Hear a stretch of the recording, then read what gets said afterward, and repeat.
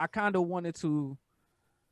Y'all was seeing like statements coming out from your favorite corporations.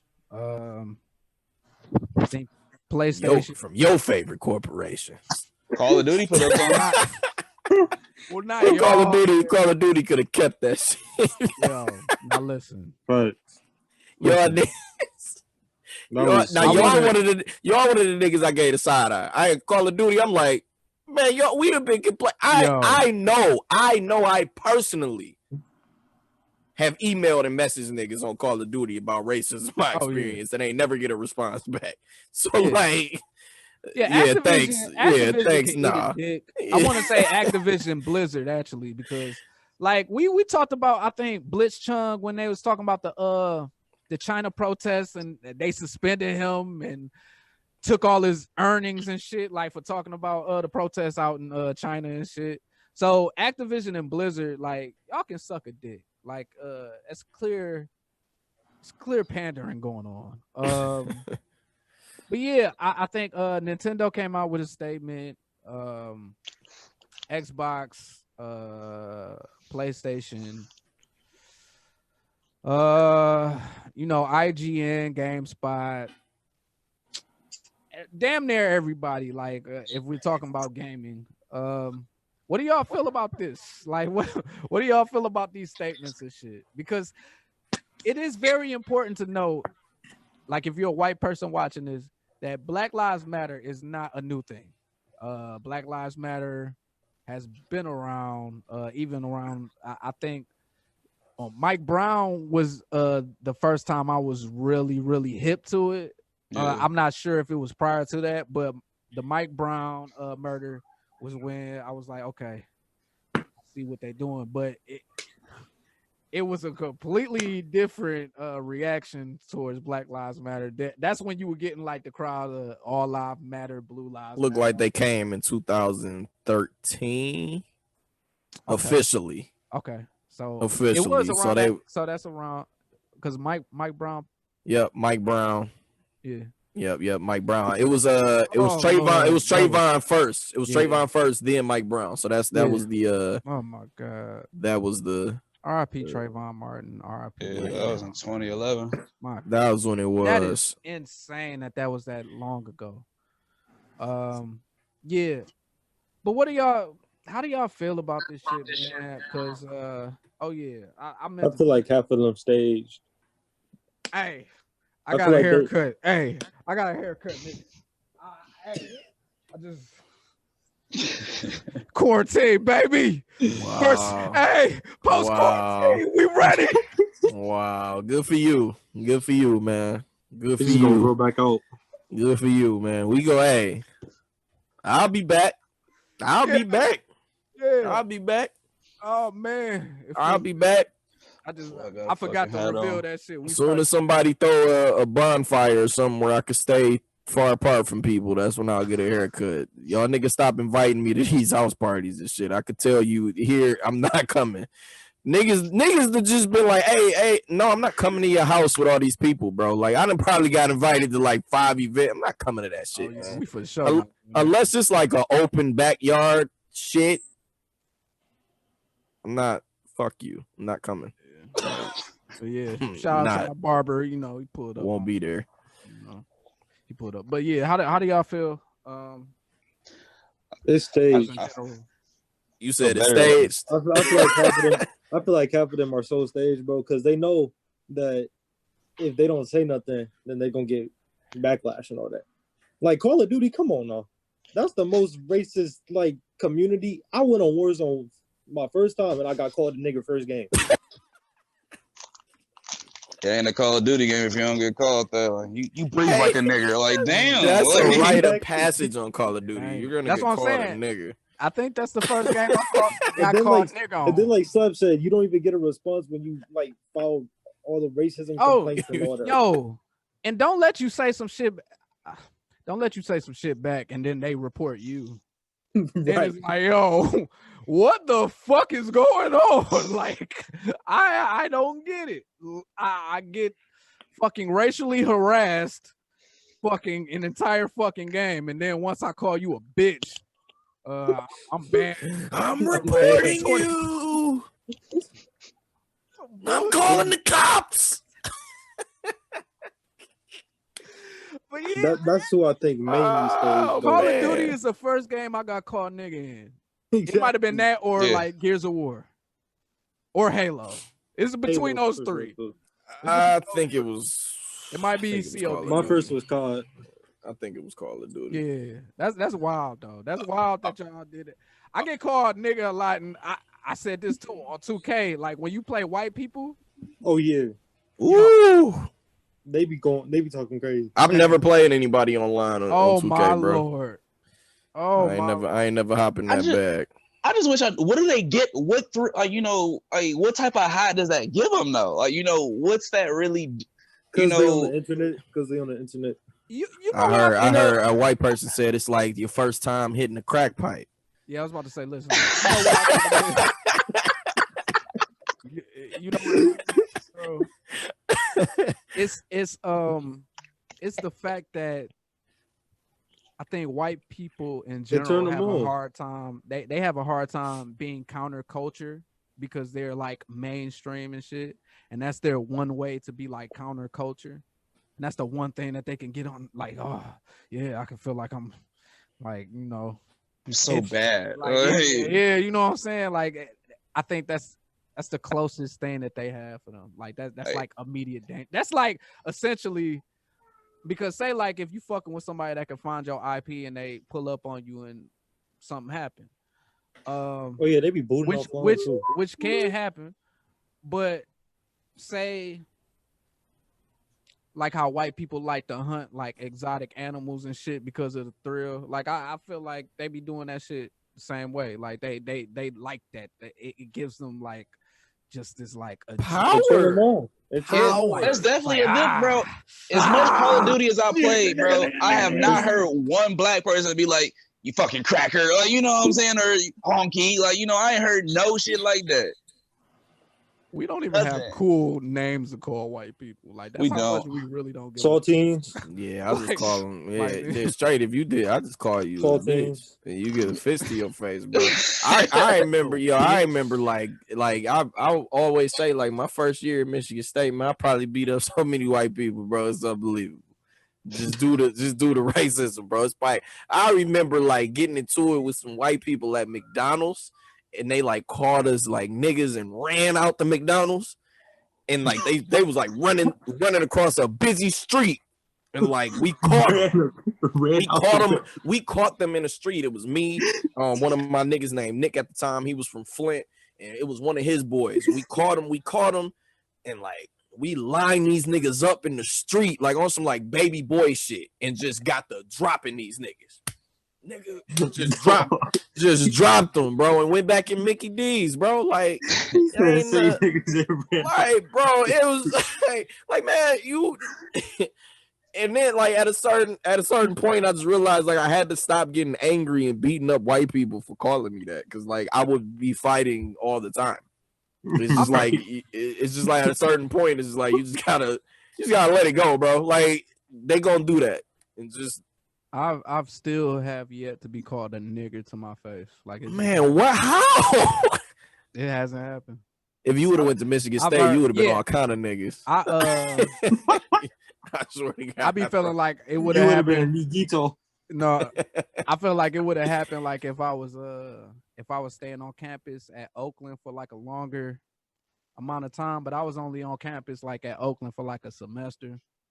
But I've heard people yell nigga like from like far away, like when you can't see who said it. You know what I'm saying? Like I've heard it, but I've never been into something with like some white people and oh you nigger, or you know what I'm saying, some shit like that. You know.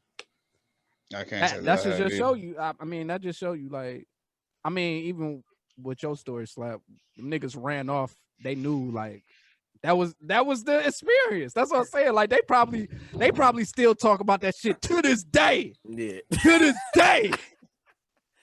I got caught a nigga at Verizon like multiple times for sure. Yeah, we know about it. We know. Oh, for sure. It's just so many times. I just must got a nigga face. Nobody has a problem calling me that, bro. Like, Yeah, bro. they don't have a problem. I hope it never happens for me, but yeah, it's never just happened. Like, you at a different point in life now. So like now if I get called one, it's expected. It's expected, man. Like if I would have got called one like at the protest yesterday, like I'd have brushed it off. You know what I'm saying? Like whatever. You know, I might have said something slick to him, but I would have kept it moving. Cause I got caught Ron, the Bushimi's down the street from you. You know, I got caught a nigga at dude, little white boy dad like just told him like flat out because he held the door open for me. He said we don't hold doors open for no niggas. Whoa. Like I'm like damn. So I ain't even addressed the dad because you know I already knew where I was at. Right. We already know, like, come on, the police is weaponized against us, bro. So I already knew where I was at. So I just was like, just looked at the little boy and I said, you know what, just for that, I said, your daddy gonna hate it. You gonna grow up to work for a black man. Enjoy. And walked away. And I knew that stung him more than me punching the shit out of him in front of his kid. But, you know, like, it's just. But I was over that shit. It happened. It happened far too often. I got thick skin towards it now. Yeah. I don't know. Like when you going back to like just the companies putting out like Twitter statements, it's weird. Because Slap, we was texting like when PlayStation decided to postpone the event. Yeah, I had to get my first thoughts on it. Yeah. I had to get my first thoughts on it. Thinking about it more long term, like I definitely understood like where you was coming from, like them being more direct about that's all I'll be looking for. Yeah. Is the directing. Is the directness of it. Direct about their intent on why they were delaying things. But I started thinking, like, I really started thinking beyond that. We know Black Lives Matter. We've known that since we were born, right? With these companies who seem to just be finding or seeing the light, I don't really give a fuck about nothing that anybody's putting on Twitter because I feel like you have actively, a lot of y'all, outside of like Ben and Jerry's, shout out to Ben and Jerry's. Yeah. Yo, true allies. Facts. You see that, Gary Owen? Take notes. Take notes, Gary Owen. Take notes on what the real allies is doing, bro. Cause you a fake one, bro. Fake. You a fake one, bro. You don't respect. I swear. Wait till I get a play. I'm on. Hey, when I get a platform, I'm on your ass. Gary buddy. Owen and Tiffany Haddish, y'all. I'm on your. I'm on your head, bro. And I just want to sit down for a conversation. That's all. We gonna know through conversation. I ain't gonna rip you. I ain't gonna rip you like while you ain't there. I want you to come in so that we can, you know, do the things that Charlamagne needs to do. Those types of things, bro. Like the stuff that he don't do. Talk to these niggas. I just want to know what's up, bro. Like, because no ally would ever have a video. With his wife in the background, his black wife saying nigga while he blanks out the word. Like, you bitch ass nigga. No ally would ever do that. None of my white allies would ever do that. But you did for some reason. And nobody dragged you for it. But don't you worry. Things I'll bring it up 10 years from now. Don't you worry. It'll still be relevant. If we learn anything, things from a decade ago will still be relevant to this day. Don't you worry. I got you covered, man. Because that was just ridiculous. I got a story that I'm going to tell in this video that I upload about Greg Miller from Kind of Funny Games. Where, I felt like it was like a passing interaction, but it was such a stupid comment that he made. I'm gonna Okay, I'm gonna give y'all a preview before I even, Greg Miller look racist to me, bro. I don't know if he is or not. He just got Greg that. Miller. He just got he got racist face. You got nigga face and he got racist listen, face. You're okay. crazy. But listen, shout out to Kind of Funny Games, bro. Because they have black people on their shows, and it was before like all of this shit happened. Like they was having like it was one of them shows where you'd be like, oh, the whites are listening to us. But yeah, bro, he called Detroit a barren wasteland at the end of an Uncharted 3 review. And wow. that shit touched me. Like that shit sticks with, obviously it sticks with me. And you know how much it stuck with me? I had to look and like before I did the video that I'm about to, I had to make sure like I'm like, I don't want to be on this bitch like saying the wrong shit, you know what I'm saying? Mixing up details. But it was on an Uncharted 3 review, and at the end, it was random as fuck. Like I said, he was like, for more about barren wastelands, Google Detroit. For everything else cool, go to IGN. Wow. What? Why? That was a very okay. I'll get to that soon. But on my when I first heard that, I thought it was the most racist shit ever. I'm going to explain.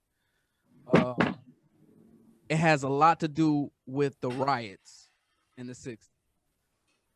And the reason there's a perception that Detroit is a barren wasteland is based on white flight that happened behind the riot and how the city suffered behind that shit. And it's just kind of, I was going to bring it up as a point to let people know sometimes think before you say certain shit. You know what I'm saying? Like, because what you think, because he's from Chicago, so he considers it like on a shot like Chicago, Detroit. You already know there's rivalry. It's not no real shit. It's like we're in close proximity, so we compete with one another in like sports and shit. But it's like sometimes check yourself, because I added him about it. I'm like, yo, we're not a barren wasteland. And his response was like a of the calm down variety. You can't tell us to calm down. Like sometimes you say wrong shit, and maybe because you don't have historical context, you don't understand. The riots, anybody in Detroit like that has like grandparents that were around that time or whoever, like if you connected from that point in time, the riots are like, that's a sensitive spot for people. Like that's not no shit like niggas be happy about. Like that's not something that that's baggage.